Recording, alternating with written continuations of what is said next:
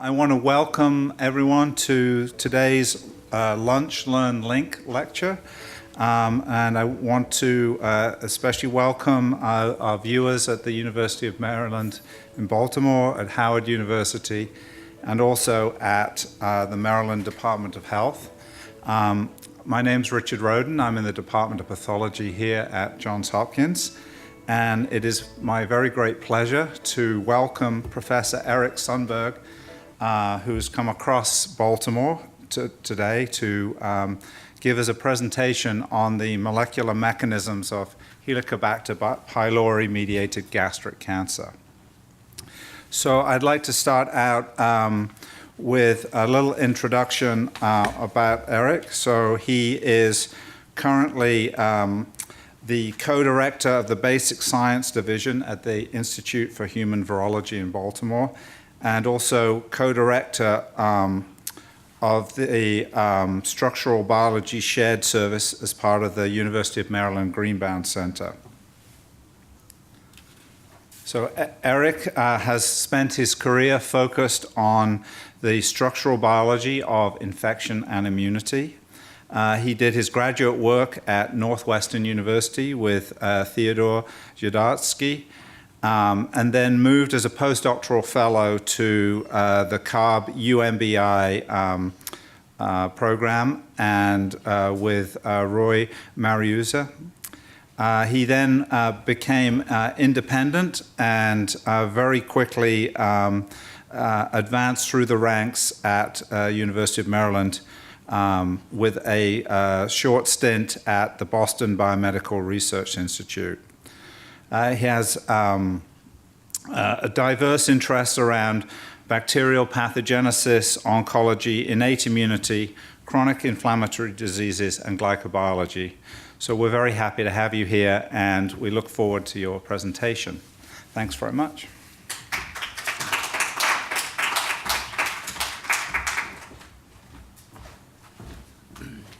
Thanks, Richard. Well, it's a real pleasure to be here, to come across town. We don't seem to get across town enough from both ends. So it's great to be here on campus, and I welcome everybody out there in the Ethernet who's listening to us as well. I just noticed that I have a typo on my my slide here, so you guys could be in for a rough ride. I don't know. So we're going to find out.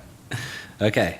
So because this came about as a sort of try to get to know each other across town, I thought that I would talk a little bit about the broad research interests of our group and the many projects that we're working on. They're all really under the umbrella of trying to understand molecular recognition in infection and immunity.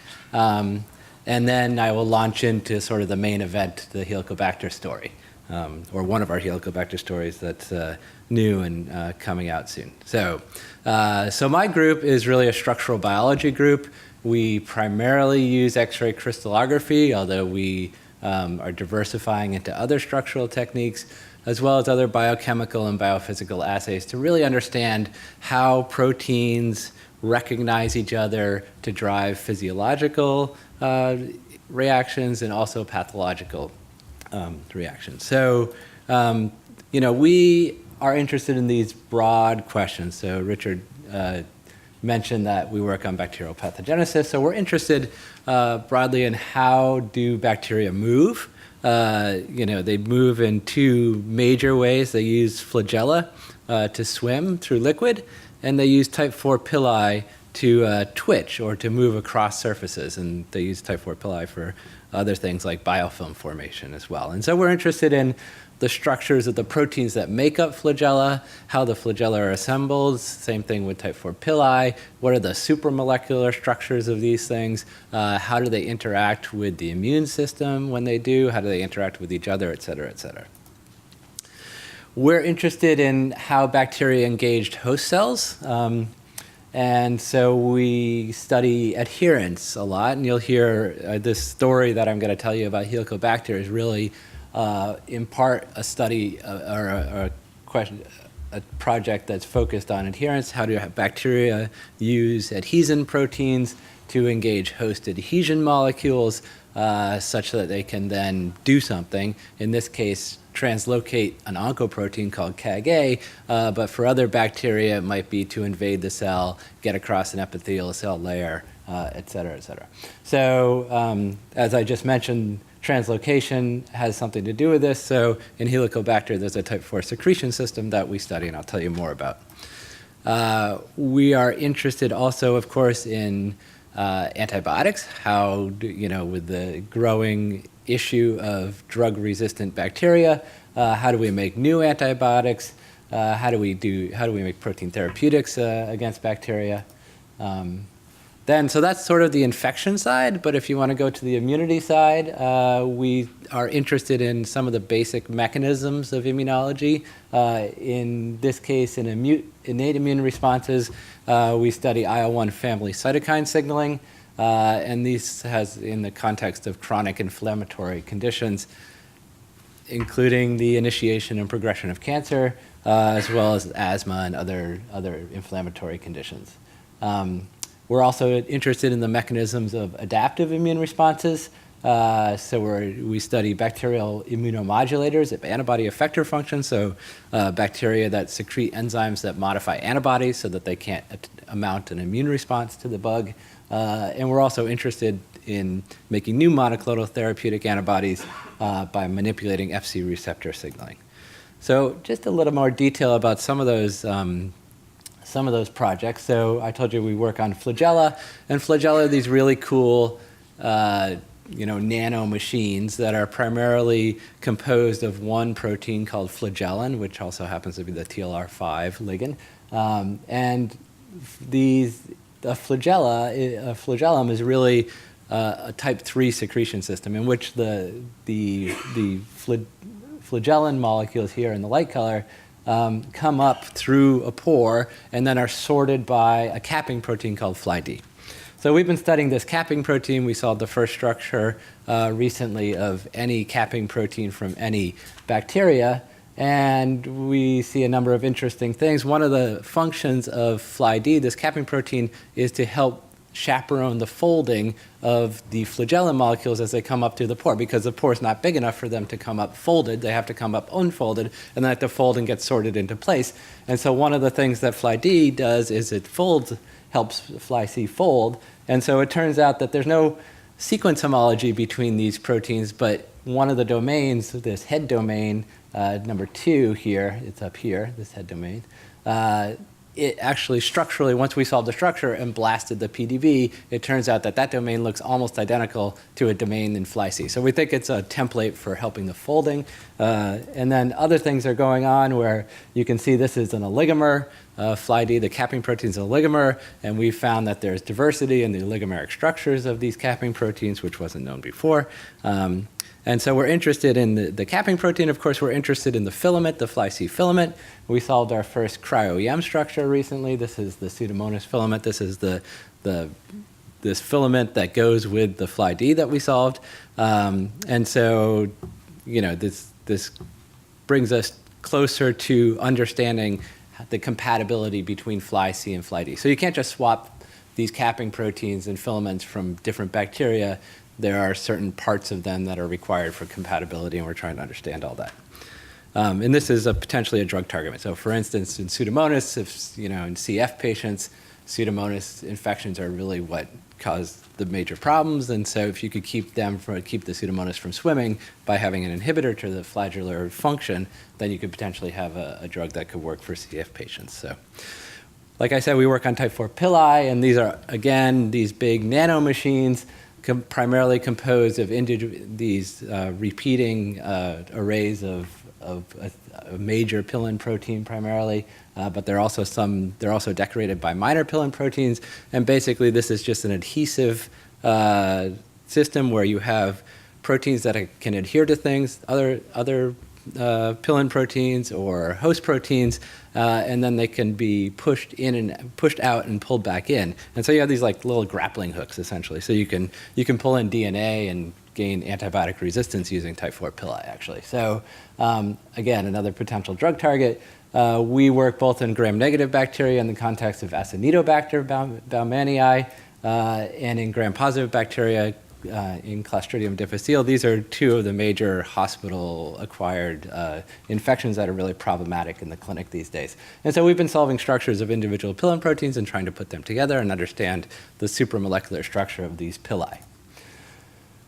Today I'll tell you about Helicobacter. So this is just an overview. This is, Helicobacter is the one bacteria that everybody agrees actually causes cancer, and it does that primarily through translocation through a type 4 secretion system of an oncoprotein called CagA. So CagA gets into gastric epithelial cells and dysregulates all sorts of things and can lead to cancer. And so I'm going to tell you the story about HopQ, which is a bacterial adhesion, binding to CEACAMs, which are adhesion molecules on the surface of gastric epithelial cells, and that interaction is required for translocation of CagA. We've worked a lot on CEACAMs, and I'll tell you about our new structures of CEACAMs and HopQs. Other things are going on. This is a type 4 secretion system is built from some 30 different proteins in multiple copies each. And so another thing that happens is this CagA protein, before it goes through the type 4 secretion system, is chaperoned because it's a big protein and it's quite labile. It ends up breaking into two in the host cell, but the bug wants to keep it together, so it has another protein called CagF, which sort of envelops this thing and keeps it in one piece before it gets translocated. There's another protein that we've studied, Cagl, which is on the pilus of the type 4 secretion system, which engages beta-1 integrins, and this is part of the adherence mechanism. I'll talk a little bit about that at the end. So this is obviously, there's obvious relevance to cancer here, and so because I'm visiting one of the cancer programs, I thought I would just highlight, of course, Helicobacter is the primary causative agent of gastric cancer, and these strains, as I told you, harboring the CAG this is a pathogenicity island encoding all these CAG proteins, including the CagA oncoprotein, are correlated with cancer versus just gastric ulcers. We work on antibiotic resistance and potentiation. So there's a great antibiotic called fosfomycin. It's super safe. It's been used for decades, mostly in the context of urinary tract infections. And what it does is it blocks MER-A. It inhibits MER-A, and MER-A is sort of the initial enzyme that commits to the production of the building of the peptidoglycan layer. So if you can't build that layer, if you're a bacteria, you're not going to survive. And so fosfomycin does that really well. The problem is there's an enzyme called FosA, which degrades fosfomycin. It breaks up this epoxide ring. And then if the bacteria encode this FosA gene, then fosfomycin won't work. So our goal is not to make a new antibiotic, but to make a potentiator, something that will rescue the activity of fosfomycin, and we do that by making inhibitors of FosA. So if you inhibit FosA, you take away that major resistance mechanism, and then fosfomycin can go do its job. Okay, so we've solved many structures now of FosA, and we see a potential allosteric site that we could potentially regulate. It's got two. FosA is actually a homodimer. It's got two active sites, and in between the active sites is a very flexible dimer interface that we think we could potentially target with inhibitors to allosterically regulate the activity of FosA. Probably more interesting, we have some active site inhibitors that are relatively high affinity, 500 nanomolar, and we've solved the structure of FosA and complex with those inhibitors. And they work through this really kind of cool mechanism because of the multiple binding sites. They actually tether these proteins together by the inhibitor binding to itself, as well as the FosA. And these are quite good inhibitors, but obviously this is just a hit or a lead, and so we're doing medicinal chemistry to improve this compound prior to going eventually into the clinic, we hope. As I mentioned, we work on bacterial modulators of antibody effector functions. The primary one we work on is called Endo-S. Endo-S is an endoglycosidase that's secreted by strep pyogenes. And what this does is, like any endoglycosidase, it removes sugars from a protein. And the special thing about Endo-S is that it's absolutely specific for IgG antibodies. So most endoglycosidases don't really care about the protein substrate, part of the substrate. They just recognize the glycan. And so, if you have a smear, if you have a smear on your SDS page gel from a glycosylated protein, it doesn't matter which protein it is. You hit it with PNGASF, and suddenly you have a band, right? So it doesn't care about the protein. It's just taking off all the glycans. That's not the case with EndoS. It will only touch or hydrolyze glycans from IgG antibodies. And why does the bug do this? It's an immune evasion mechanism, obviously. So if you remove this particular glycan at asparagine 297 on IgG Fc domains, then those deglycosylated antibodies can no longer bind to Fc gamma receptors, can no longer fix complement. Suddenly you have basically inert antibodies. So in this case, the strep could be covered with IgG antibodies that recognize the bug through its FABs, but they have Fcs that can't signal to the immune system, that can't, rally the troops, if you will, immunologically. Okay, so these are also interesting because pretty much any mouse model of autoimmune diseases that are driven by autoantibodies, for instance, lupus, you can cure in the mouse by injecting EndoS because it just go to all the IgG antibodies, clip off the sugar, and then the chronic inflammatory condition of the autoimmune disease no longer exists. So the antibodies, of course, will still recognize the autoantigen, but no longer induce the immune system to mount any inflammatory response. And of course, you can't inject this into actual lupus patients because they would get the flu and die. But we're interested in the structural basis of this mechanism, and can we make EndoS variants that potentially only deglycosylate IgG4 for IgG4-related disease or something like that, while leaving the major part of the immune response intact. So we solved structures now of EndoS alone. It's got this funny V shape. I won't go into it. Now we've started to look at how, it does have some glycan specificities. So we're interested in what are the molecular determinants of its glycan specificity. And we're working up basically to how does it recognize Fc very specifically, and how could we modify it to do what we want. So this obviously has a relevance to cancer because monoclonal IgG antibodies comprise approximately half of the global market of drugs, and most of these are tumor targeting antibodies, right? Herceptin, rituximab, checkpoint inhibitors, and this chemistry, this glycan chemistry at this particular position is critically important for effector functions. And the effector functions are critical for monoclonal antibody therapy. So monoclonal antibodies don't just neutralize things necessarily by blocking interactions using their FABs, but they then call in the immune cells to mount an immune response and kill tumor cells. So EndoS and other glycosidases or glycosynthetases are key tools for customizing this glycan. So it turns out that it's really hard to make homogeneously glycosylated proteins, including antibodies. So if you want a specific effector function, you need a homogeneously glycosylated antibody, and that will, that's pretty hard to do. But using these enzymes and variants of these enzymes, as well as chemical synthesis, you can build these homogeneously glycosylated antibodies. Okay, so we work on manipulating of antibody effector functions as well, and we do that by a number of ways. We add glycans to the Fc so that we can take advantage of the positions of different glycosylation sites on Fc gamma receptors in the hope of shifting the balance between inhibitory and activating receptors. And so we've been able to make these hyperglycosylated antibodies that have much reduced binding to the lone inhibitory Fc gamma receptor, which is called Fc gamma R2b, while not reducing the affinity to the activating receptors in the hopes of de-repressing this effector function. So you get more effector function in the end. We can also silence using this by adding glycans in certain places. We can silence these effector functions. We can knock out Fc gamma receptor binding. We can knock out FcRn. We can knock out C1q. And then we can probe the immunology of what's going on when you knock out those independently, which is sort of an open question in the field. And again, the same sort of relevance to cancer as the other antibodies. Okay. Okay, I think this is the last little vignette. We study IL-1 cytokine signaling.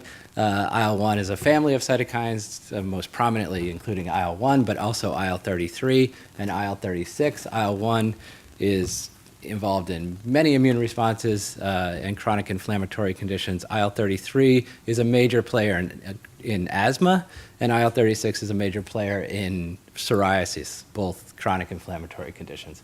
So they work by the cytokine here shown on the outside, binding to its cognate receptor, and then they recruit a secondary receptor, and most of these cytokines share a secondary receptor. So that's shown here. This is how you get signaling, the cytokine in green binding to its cognate receptor in yellow, then recruiting the secondary receptor in this pink or red color.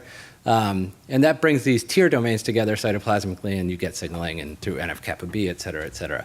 There are many ways, this is a potent inflammatory response in our body, so there are many ways that we have evolved to mitigate this signaling. One is by having antagonist cytokines, which bind to their cognate receptors but don't recruit the secondary receptor, or by having decoy receptors that don't signal, okay?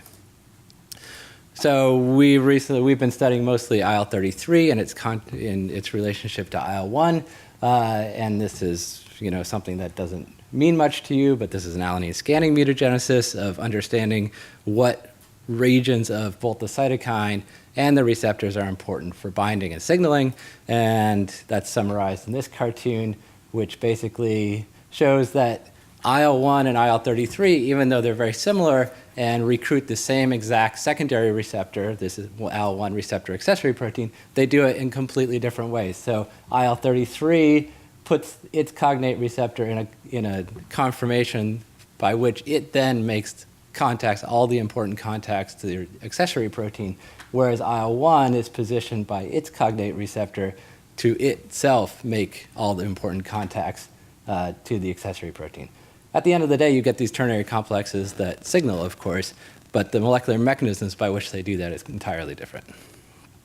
Okay, so these are all these cytokines are commonly the cause of chronic inflammatory conditions, and inflammation, of course, is a critical component, or can be a critical component, of tumor initiation and progression. So that's just an overview of many of the things that we do, but now I want to tell you the story about Helicobacter pylori. And so infection with Helicobacter pylori strains that encode this CAG pathogenicity island, which I mentioned before, is a leading cause of gastric cancer. So it turns out that half the world's population, more in the developing world, much more in the developing world than in the Western world, is infected with Helicobacter pylori. Some of these Helicobacter strains harbor this CAG pathogenicity island, and this CAG pathogenicity island encodes about 30 genes that builds this type 4 secretion system, as well as encodes a gene for an oncoprotein called CagA, and that's translocated through the type 4 secretion system into gastric epithelial cells. Stomach cancers accounts for about 2% of US cancer deaths, I believe, and they're higher rates globally. So this is a problem all over the world, and it's caused primarily by Helicobacter. So what has to happen for this mechanism to occur? So of course, Helicobacter is a bug that's swimming around in your stomach. It doesn't really like the acidic environment. It uses its flagella to burrow down through the mucus, get to the epithelial cell layer, and then it has to adhere to gastric epithelial cells. So there are a number of bacterial adhesion proteins that it uses to adhere to the host cell, and the primary one has always been known to be BAB-A. So this is an adhesion protein that binds to Lewis B sugars. So it recognizes sugars on receptors generally that are expressed on the host cell surface. Okay. Once it adheres, it needs to build this type 4 secretion system and then adhere the type 4 secretion system to the host epithelial cell as well. And so it uses Cagl and some other proteins to bind to receptors on the host cell, such as beta-1 integrins, to essentially attach this molecular syringe, this type 4 secretion system, to the host cell. And after that, it can presumably translocate this CagA oncoprotein. So CagA gets into the cell and dysregulates kinase signaling. It reprograms the apoptotic program. It causes inflammation. It disrupts tight junctions. It does a lot of things that are related to initiating cancer and cancer progression. So we've found, recently, there's another adhesin protein on Helicobacter, specific to Helicobacter, called HopQ. And HopQ binds to CEACAMs. And it turns out that that's an absolute requirement for translocation of CagA. So you could have all these adherence events between BAB-A and Lewis B sugars, you can have Cagl and beta-1 integrin, but if you don't have HopQ binding to CEACAM, then you get no CagA translocation. Okay, so that's essentially the story I'm going to tell you today, that Helicobacter exploits CEACAMs for cell adhesion and for CagA translocation. Okay, so how does it do it? So Helicobacter specifically engages these CEACAM N-terminal IgV domains. So CEACAMs, like many other adhesion molecules, is actually a family of adhesion molecules. And what they all have in common is this N-terminal domain in red, and that's an IgV fold domain. And then it has a diverse number, depending on which ligand, which CEACAM it is, of these IgC2 set folds. Okay, so those are shown in black here. Okay, some of them have none, like CEACAM3. Some of them have as many as 6, like CEACAM5, and there are various numbers in between. The other things that are different between CEACAMs is some of them have signaling motifs in their cytoplasms, the cytoplasmic tails, and some of them are just GPI anchored. So obviously there's some signaling going on in various directions. So for instance, CEACAM1 has an ITIM motif, so it's primarily an inhibitory receptor, and CEACAM3, which is only expressed in phagocytes, has an ITAM motif. So this is an activating sort of receptor. Okay, so if we take GFP-labeled N-terminal domains and pull them down with Helicobacter, then we can see that some of these N-terminal domains, such as CEACAM1 and CEACAM5, basically stick to the bugs. We can also do that by flow cytometry and count the binding of these GFP constructs. And again, CEACAM1 and CEACAM5 light up the bugs really well. Okay, so that's just adherence. So obviously it's used. This is an adhesin protein binding to an adhesion molecule. So obviously you get sticking, right? But what does that do functionally? It turns out that that's required for CagA translocation, as I mentioned before. So how do we measure CagA translocation? Well, CagA is this big protein that's in the bacteria. In the bacterium, it does not get phosphorylated, even though it has phosphorylation sites. But once it gets translocated through the type 4 secretion system and into the host cell, then host kinases phosphorylate CagA. So you can have a very easy measure of whether CagA is translocated or not by looking for phosphorylated CagA, because it can only be phosphorylated in the host cell. Okay, so this is a number of different cell types, including gastric epithelial cells such as AGS cells, as well as other cells like HEC cells. And so some of these cells express CEACAMs, as you can see here. So this is expression of various CEACAMs, and others of these cells do not express CEACAMs. So in this middle lane for each one, we're testing whether CagA is phosphorylated. Okay, so when you express CEACAMs, so any cell type that expresses CEACAMs has phosphorylated CagA, meaning that CagA gets translocated through the type 4 secretion system. Any cell type that has no CEACAM expression has no phosphorylated CagA, so is not translocating CagA.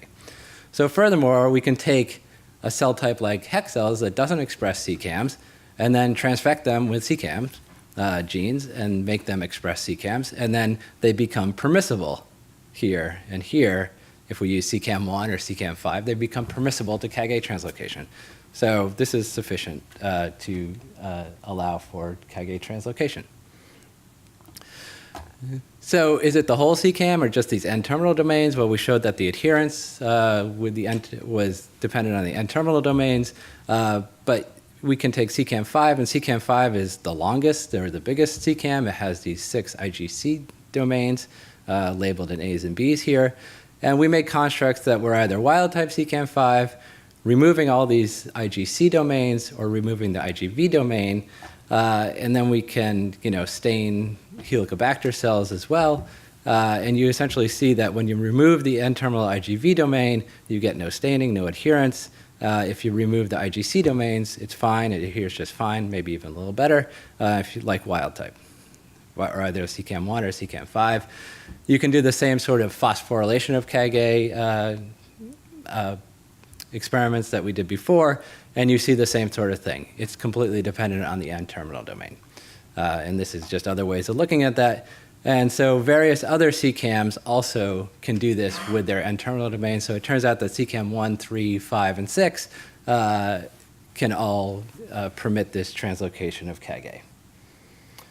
Okay, so my lab is really a biophysical lab, so we're interested in the actual interaction and measuring the interactions between these molecules. So we can express CEACAM IgV domains and measure by isothermal titration calorimetry the affinity and the thermodynamics of these interactions. And so it's actually quite a tight interaction. So this is a 60 nanomolar interaction between CEACAM5 and HopQ, which is surprisingly high affinity. Similar types of affinities for CEACAM1 and 3. But there is specificity. So some of these N-terminal domains, like from CEACAM 7 and 8, don't bind at all.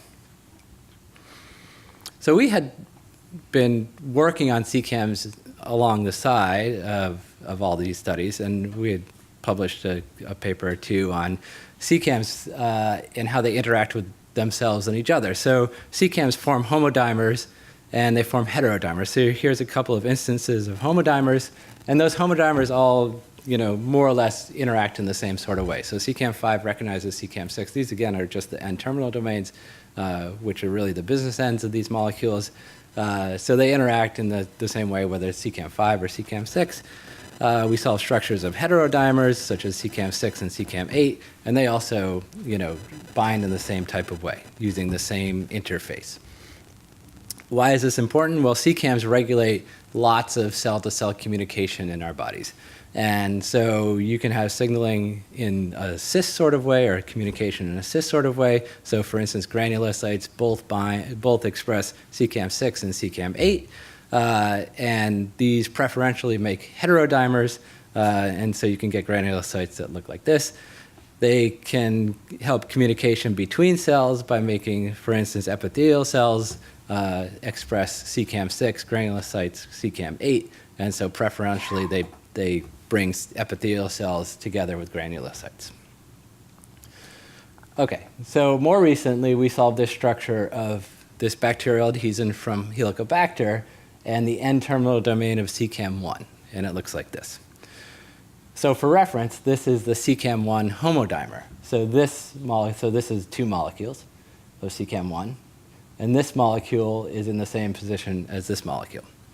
Okay, so you can tell right away that they use the same interfaces. So we can open up those complexes like a book, if you will, and then paint the interface residues with different colors. And so essentially the overlapping interface is in blue. So essentially the entire dimerization interface is used by HopQ, is recognized by HopQ.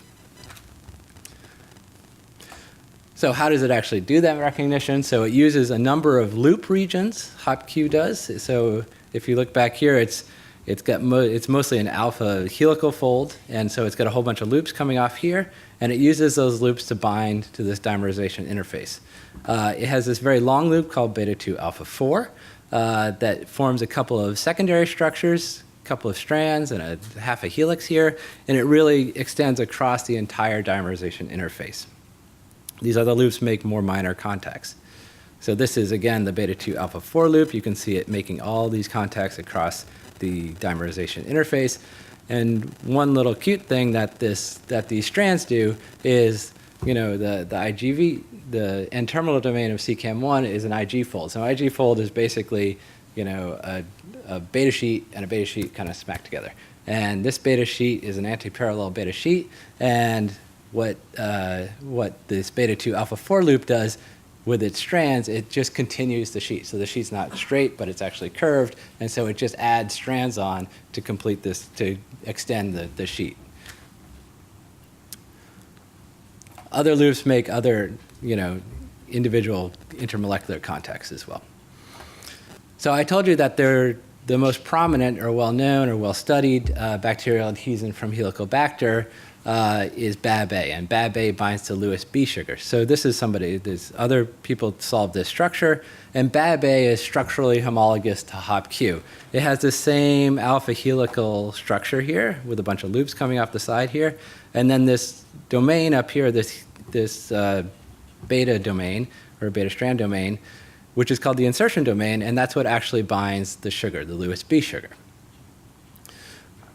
So HopQ, you can see HopQ looks a lot like BAB-A, and it also has an insertion domain, but the insertion domain is very small and doesn't interact with CEACAMs at all.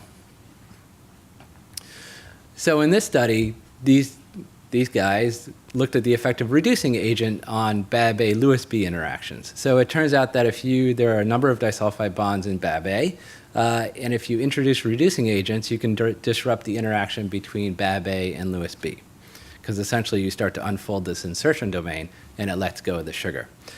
And furthermore, they found that if they introduced into mice acetylcysteine, which is just a reducing agent, that it reduced gastric mucosal neutrophil infiltration. So implicating that this BAB-A-Lewis B sugar interaction was important for some immunological effect. Okay, so of course we wanted to test the effect of reducing agent on the CEACAM HopQ interaction, and so this is again ITC showing wild type interactions with no reducing agent, so it's about 200 nanomolar, and in fact when we introduce supramolar excess of beta mercaptoethanol, then the affinity actually goes up. So clearly things are working very differently between BAB-A, Lewis B, and HopQ-CEACAM. So what is the role of glycans, if any? Obviously, in BAB-A binds a sugar, so that's a glycan, so that's the role of the glycan. So we asked, so it turns out CEACAM1, in this case, we can look at just the N-terminal domain, but it has all these other IgC domains. All of these domains are glycosylated, and so we can make them without glycans to measure the affinity. We can make just the N-terminal domain, we can make the full ecto domain without glycans, we can make the full ecto domains with high mannose glycans, and we can make the ecto domain with complex glycans. And essentially the glycans don't really matter except in the case of complex biantenary glycans, which is mostly what our bodies produce, that the affinity seems to go up a little bit. So we think this is maybe an entropic effect where the glycans pre-order, but we can't really say for sure. Primarily, the glycans don't really influence this interaction too much, whereas the whole point of BAB-A is to bind a glycan.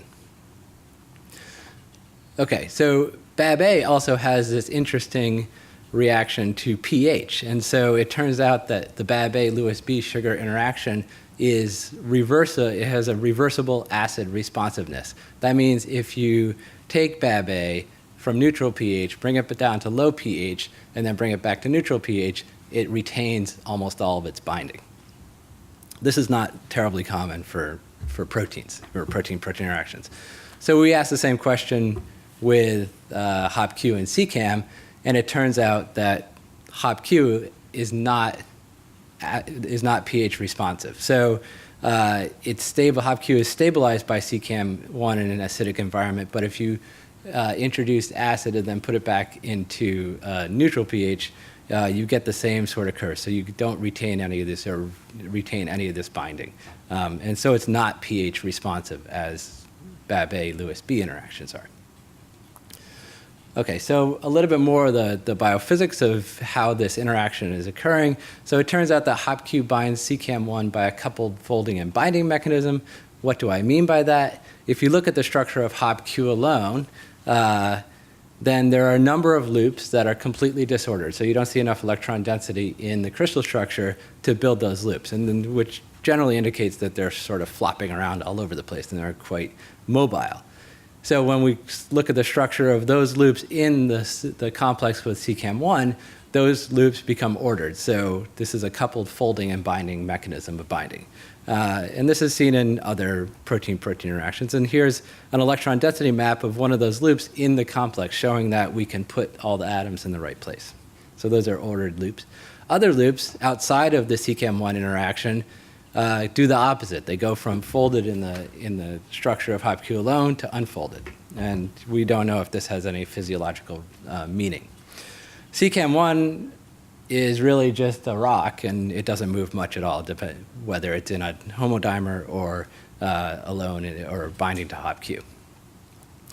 Okay, so we also were interested in what residues, what parts of the interface are important for this interaction, which is something that would be good to know if you wanted to, say, inhibit this interaction with a molecule that could disrupt, HopQ-CEACAM1 binding.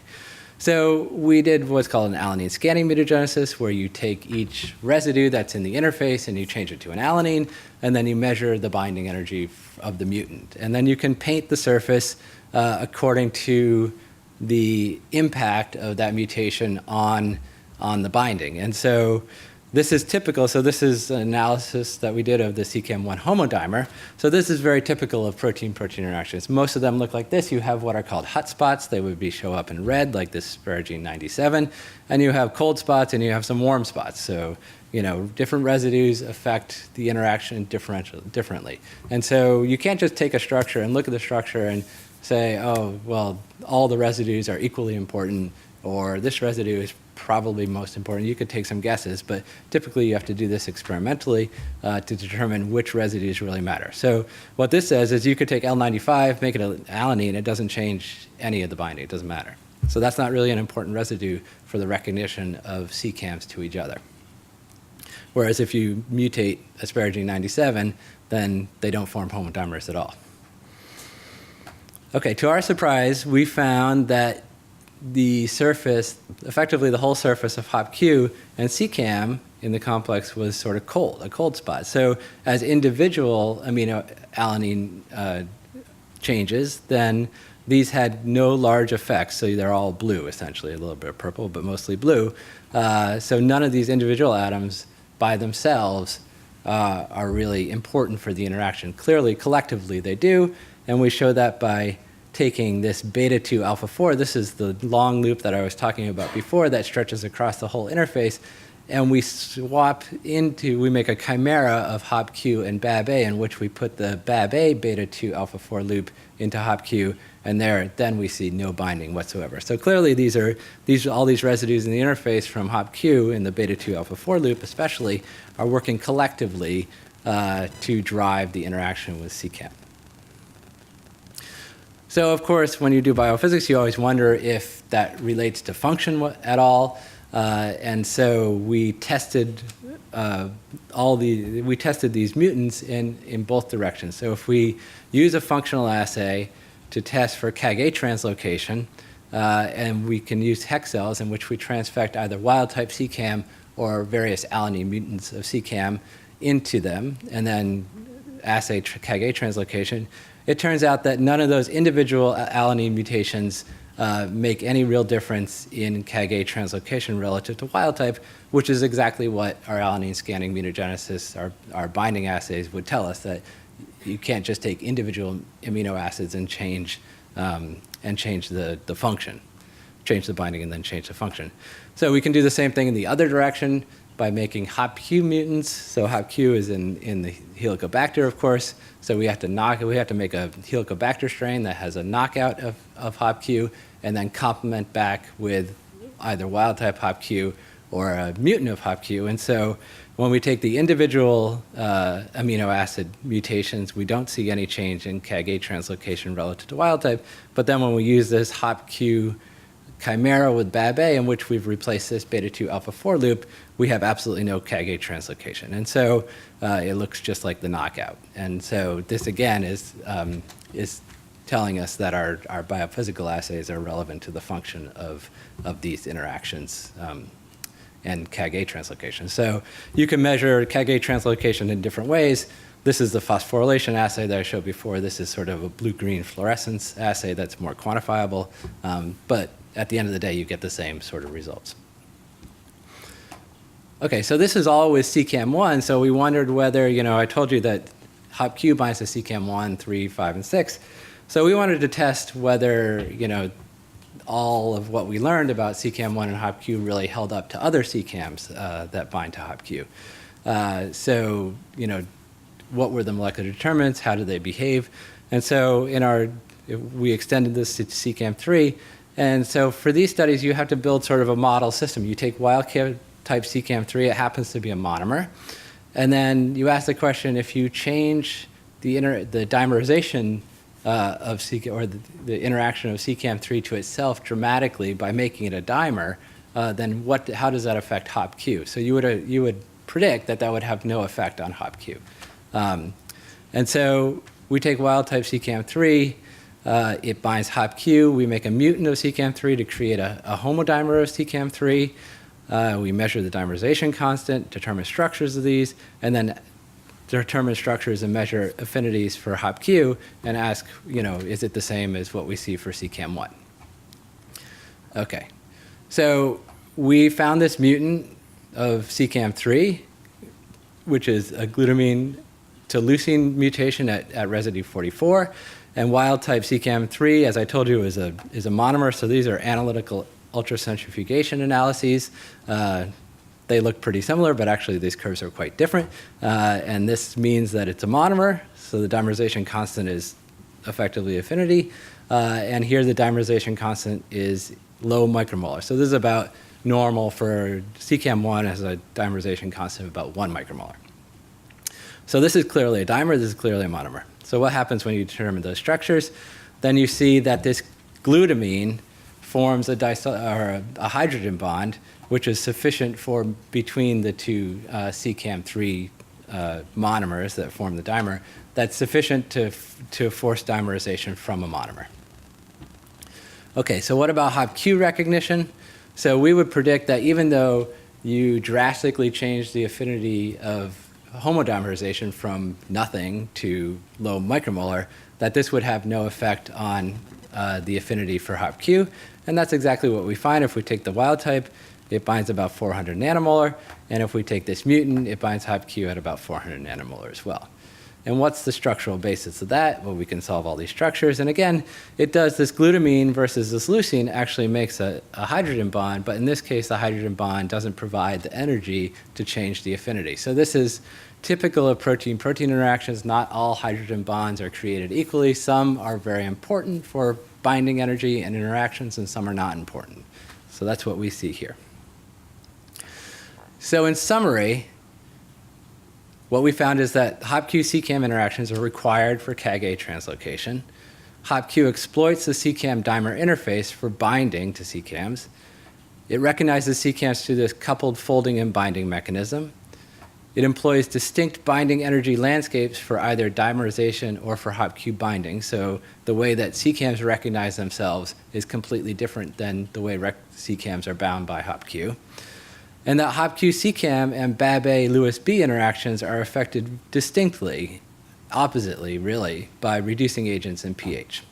So what does this all really mean? So here we have a bacterial membrane with HopQ adhesion. So this is Helicobacter, this is the outer membrane of this gram-negative bug. And here you have the plasma membrane, the host cell surface.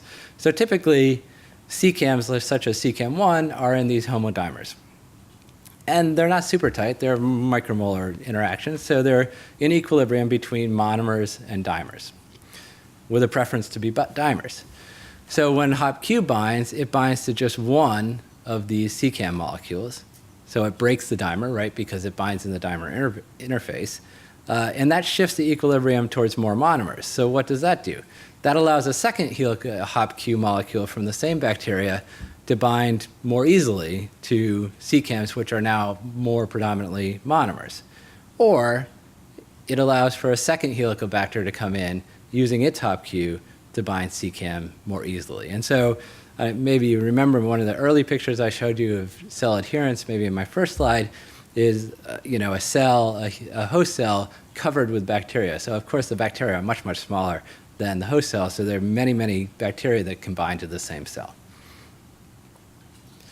I also mentioned earlier that Cagl is a protein in the pilus of the type 4 secretion system on Helicobacter that binds to beta-1 integrin. So it's a unique little protein that has an RGD motif. So many proteins have RGD motifs, but in all other proteins, the RGD motif that binds to beta-1 integrins is in a loop. And Cagl is special because Cagl has an RGD motif that's in a helix. And so what happens when we look at structures of Cagl at different pHs, at neutral pH, it's got this compact form, and in low pH, in acidic conditions, it's got this extended form.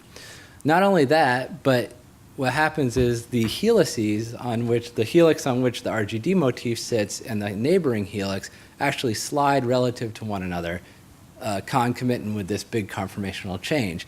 And what happens there is, if you look at the RGD motifs, the arginine at neutral pH becomes more exposed because of the sliding of these helices, and at low pH in acidic conditions, it becomes more buried.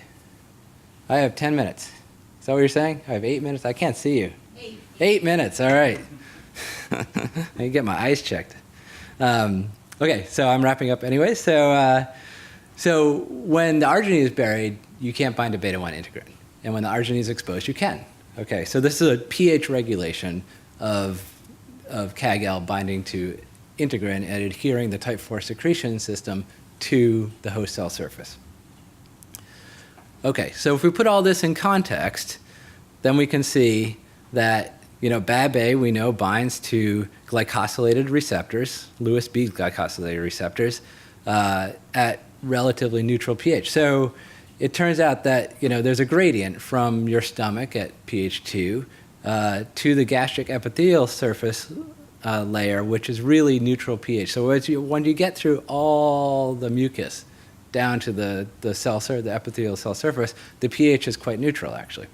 And that's where Helicobacter really wants to be. And so BAB-A binds just fine to Lewis B.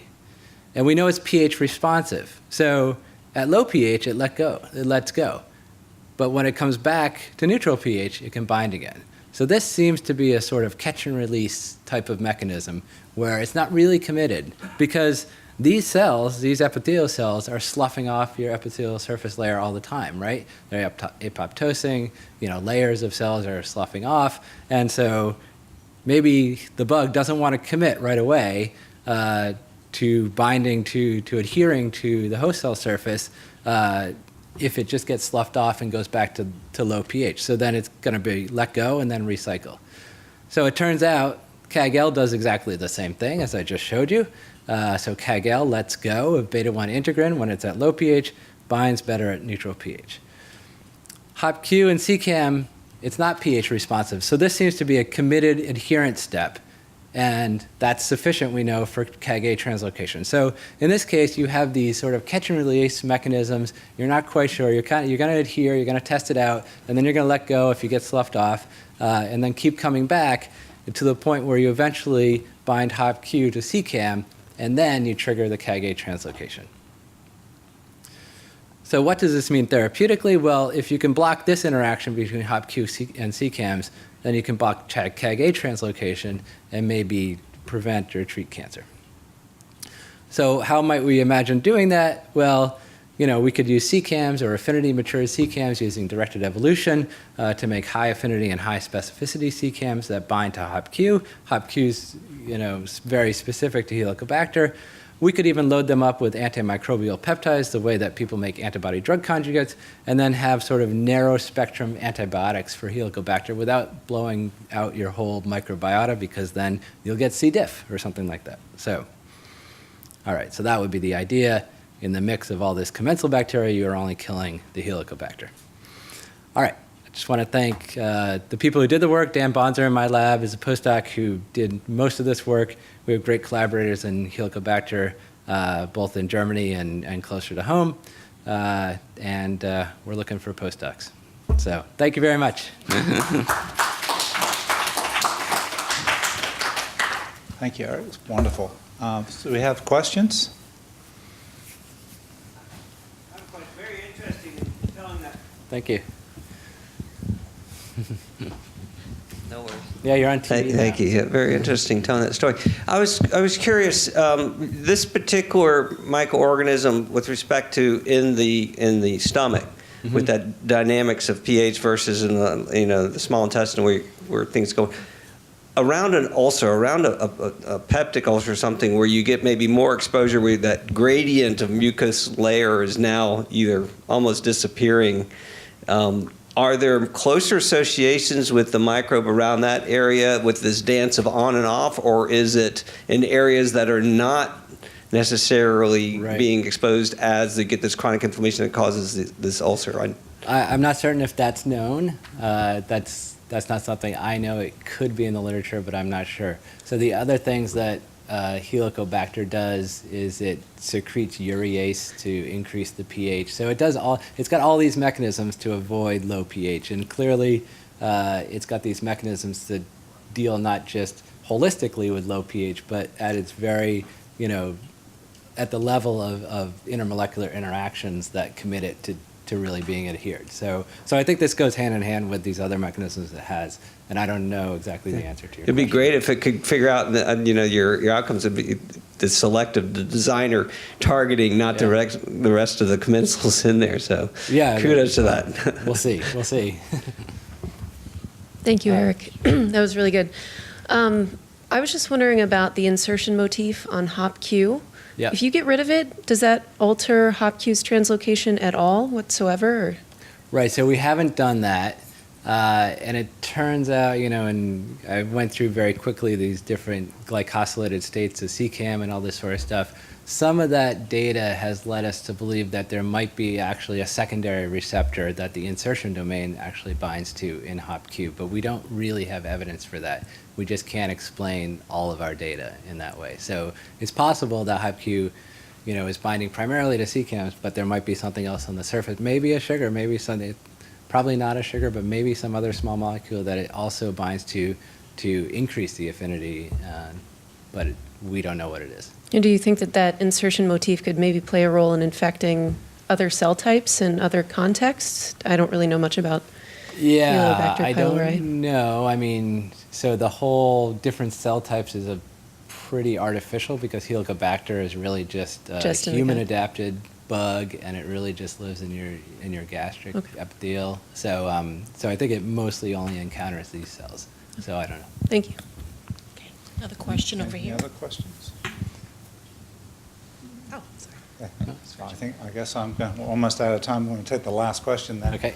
So have you looked at HopQ as a vaccine target? We have not. We're not really vaccine people, but it's not a bad idea because it is entirely specific to Helicobacter. So, Okay. yeah. All right. So I guess we're going to wrap it up there. I just want to say thank you very much. That's great. Thank you very much.